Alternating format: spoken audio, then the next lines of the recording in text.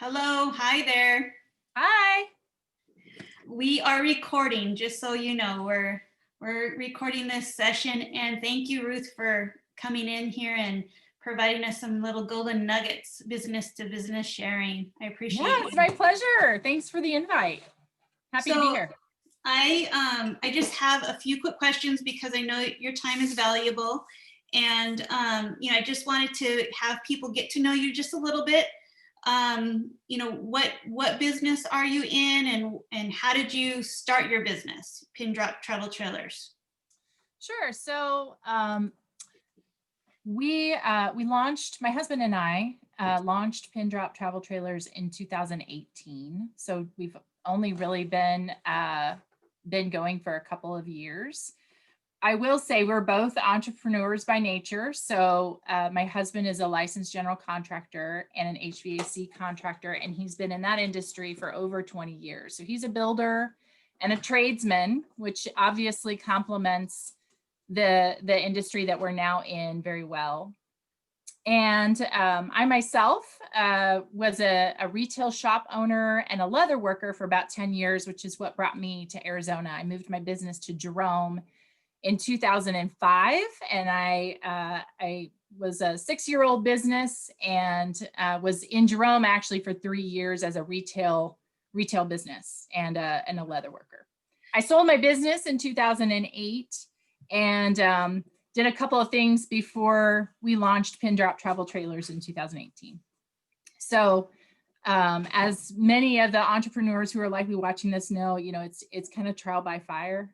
Entrepreneurship, that's kind of how it works, is a lot of trial and error. And really, this was the Pin Drop business was my husband's longtime dream. We are avid campers. We love exploring Arizona in particular, but we've certainly done our share of exploring across the states. And he has the brain for it. He really understands building. And obviously that's from his background. And so he's basically taken the knowledge and skills that he learned over 20 years of building new construction and remodeling and put it in this tiny little teardrop package. So Great, thank you. I had a chance to stop in and bug him at the warehouse in Miami. So I had a little bit of background on his experience. What made you think of the travel trailer? Because I'm an avid camper as well, and I just love the idea because our family owned a toy hauler for probably 12 years.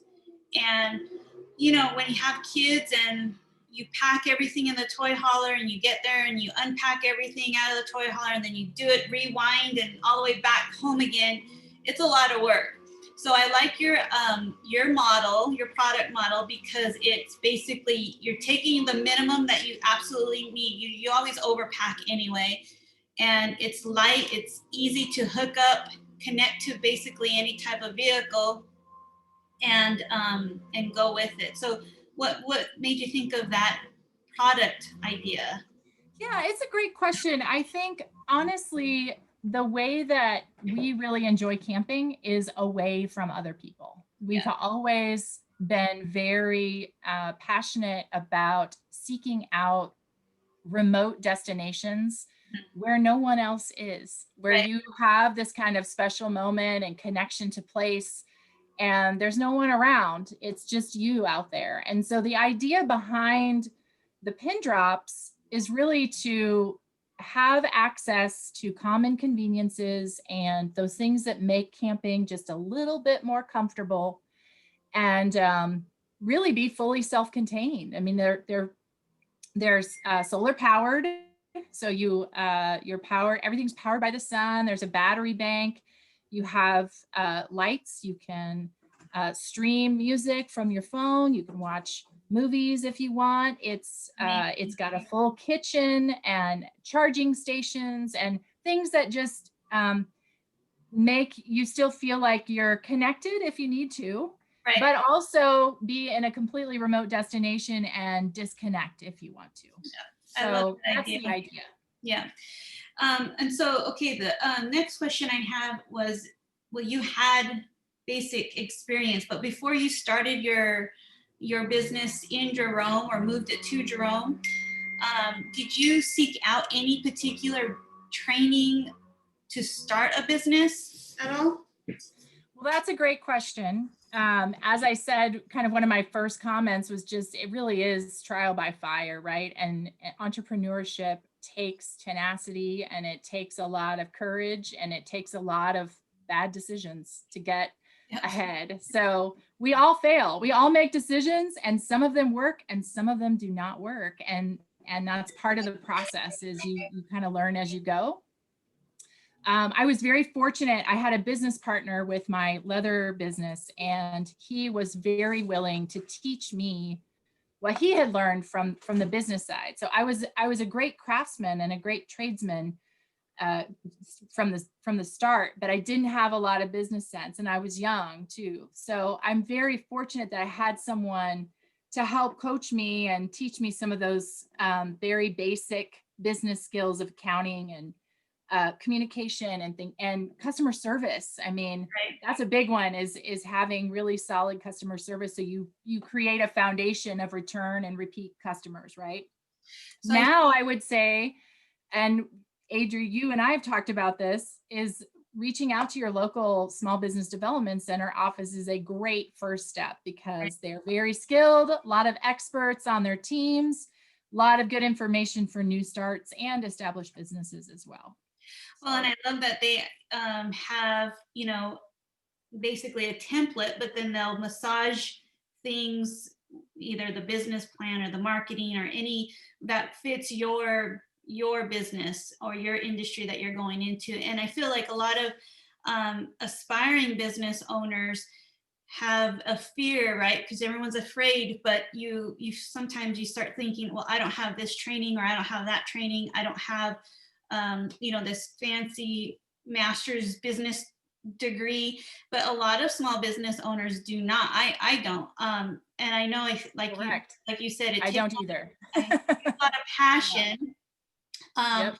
and a lot of drive. And I feel like every success, you do have someone to lean on that knows that little bit more than you do, and that person that you can go to and ask some questions and bounce your ideas off of. That I think that really helps a lot, and that's what kind of environment that I feel like we could all gain from here. So I appreciate your time, I really do. What was the one thing that helped you propel your business in a positive direction, besides having your business partner with some experience? Was there anything in your roadmap that made you say, okay, this has really helped me a lot? Well, I think, and I can say this from my past business, but also with Pin Drop as well, is just being authentic and connecting with your customers in a very personal way. I think a lot of small businesses fail to tell their story. Like, they don't necessarily bring in how they got to where they are and why they may have chosen this particular path, and what entrepreneurship means to them, and why their product is better than others in the market. And we all, it doesn't matter what stage you're in, we all could do ourselves a service in telling our story better. Right. And right now we have tons of platforms we can do that on, right? We have all kinds of social media platforms in our website, and printed material, and just our conversations with our customers. If you're a brick and mortar, if you have customers coming in, connecting with those people in a way that maybe other stores don't connect. Right. So I think that's a really important skill. And it's communication, and it's connecting with your customers in a way that other places do not. I agree. And I feel like if you can share some of your stumbles, you become, human, and you can relate, because everyone does. Everyone has their little obstacles. And then, so is there a one don't that you would say to do? Like, don't go down this road. And I know this is a vague question, but if you could say for someone that's starting, or someone that's been having some obstacles, maybe because of the 2020 environment, what would be the one thing that you say, stay your course or don't go down that road? I think that one might have too many. This is a good one. And somebody asked him this just a few weeks ago, and I thought his answer was so brilliant. He said, the best advice is don't take anyone else's advice. And it's kind of true, Yeah. because entrepreneurship is not for everyone. And if you're taking that leap and committing to this, there's going to be a lot of people that are going to be like, you'll never succeed. Right. You're never going to be able to make it. How do you plan on making money? There's a lot of just naysayers, right? And you got to kind of rise above that and just stay the course. You know that you can do it, and you have to kind of just let all that aside. But I think, his comments aside, I think the first thing I would say, just in general, is from my personal experience, is you're not everybody's choice. And looking at competitors or people in the same industry and trying to compete on price isn't always good for you, because your product or service may be kind of above that competitors. Mm-hmm. So my advice is, don't sell yourself short. Don't charge less because you're trying to compete with people who charge less. It's provide a better service or a better product, and be okay with being above the bar, right? Or raising the bar for your industry. That's some good. And COVID poses a whole different answer to that. And I think so many businesses are challenged right now with current conditions and what the pandemic has done to regular consumerism. But I guess my advice to that is really look at it as a positive and a way to strengthen your business and learn to pivot. I mean, that's what we're all doing, right? We're trying to figure out how to pivot and generate revenue in a different way. And that only makes us stronger as entrepreneurs. Right. So don't look at it as a deficit, really look at it as a strength. Okay. I like that. Thank you. Let's see.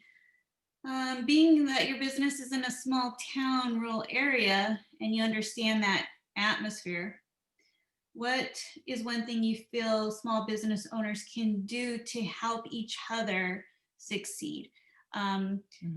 Because, and I feel like this year is a great example of that, where we have to try to cross market and hold each other up, build each other up, encourage each other, because it has been difficult. And that's just my take. I'm sorry, that was a question for you. No, that's okay.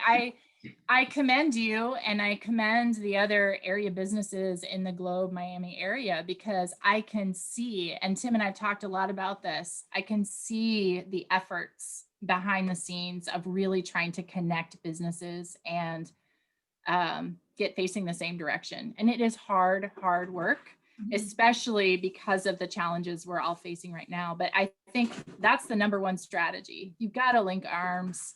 You've got to get facing the same direction, and really not look at each other as competitors, but rather a support network. Because when one of you is successful, you all will be successful.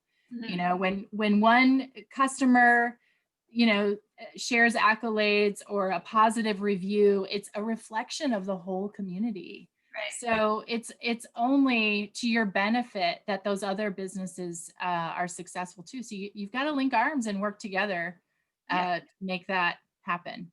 And I can tell that you all are working really hard to do that, and it's great. And it's great to be a part of it too. So anything that Tim and I can do to help with that, we're always open for it. I love how we can still some of your I know you're part of the Yavapai Community College Network of small businesses, so I've hopped on a few of those morning calls, and those things are a little helpful. Honestly, 15 minutes and they're done, and gets you in the right frame of mind. You might pick up one or two things that you hadn't thought of in a while, or maybe you haven't thought of at all. And I like that. So I appreciate, even sharing on that level with us. Okay, and then the other question I have is basically regarding Cottonwood in specifically. I know I spoke to Tim a little bit about that when I crashed the warehouse there, but he, I didn't realize he's been in public service for, is it 20 years now? It's just shy of 20. So I think it's right around 15 or 16, I think. Okay, so you've seen Cottonwood and yeah, you saw a big transformation in growth and businesses. Can you kind of give us a little bit of just a high level overview of how that occurred?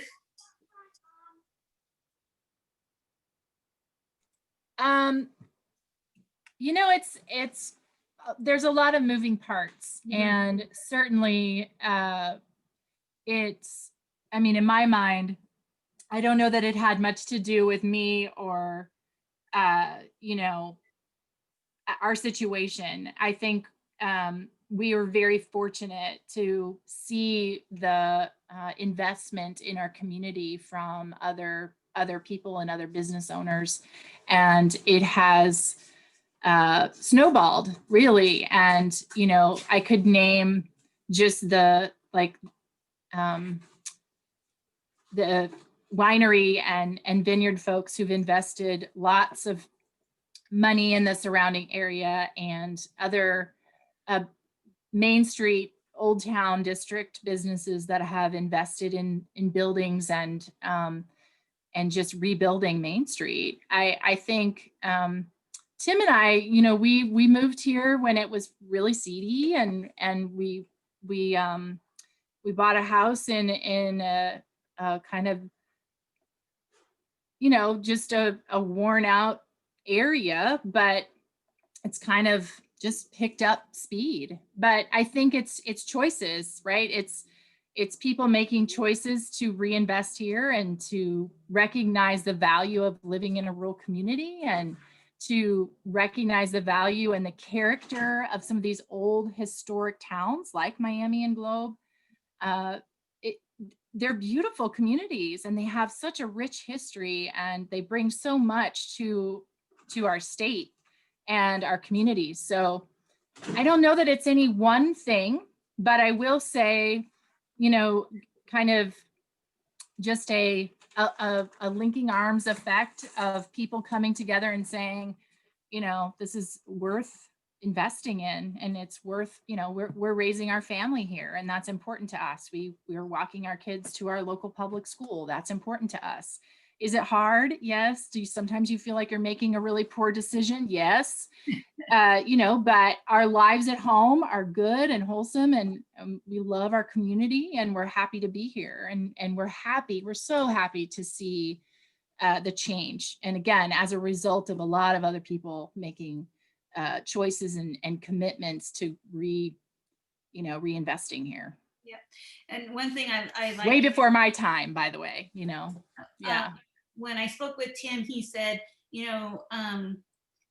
I feel like there's a lot of, he mentioned there's a lot of moving parts as well to making, growth happen in 20 years span, the way that you've seen it in Cottonwood. But he says all the parts are here. I see them. I see all the parts in here. And I know you and I spoke once on the phone, and you were saying the same thing. So, I believe that. I believe that. And it's exciting. It really is. I post 2020, a lot of things were moving right along, but like you said, we need to pivot and be ready for when we're out of this storm, because the storm will pass. That's right. And we'll be better for it. So, okay. And then the one quick question that I had was, there's so many nonprofits that have had, they've been hit financially. They can't fundraise, or they've missed an event. Are your businesses that you've seen in Cottonwood, are they helping in any way, those nonprofits, or do you have any ideas for them right now, for the nonprofits, on how to fundraise money in your perspective? And I know this is off topic, but it's Yeah, no, it's okay. on my mind. It's a great question. And, you know, similar to just for-profit enterprises, nonprofit organizations offer a lot to the economic value of a community. And fundraising right now is very tricky. I don't know that I don't know that there's any one solution, because many of the nonprofits, I mean, all over are struggling, and they too are in fact businesses, right? They have employees, and they have grant requirements that they're supposed to meet, and typically volunteer boards that don't have time, or may be out sick, or, you know, whatever the case may be. So it is a challenging time. I don't know that I have a really great answer for that, other than you know, tighten up where you can, and try to find ways to connect in ways that you haven't otherwise. You know, this is a really good time for both nonprofits and businesses to beef up their technology, and if that's revamping a website, you know, get your website up to speed. Make sure you're doing all the right things with keywords, and because there's donors out there right now. Yeah. They just may not be able to find you. And where is everyone looking right now? They're looking online. They're all online. So Okay. it's worth the investment to really look at the way people are able to connect with you right now, which is through digital media. Okay.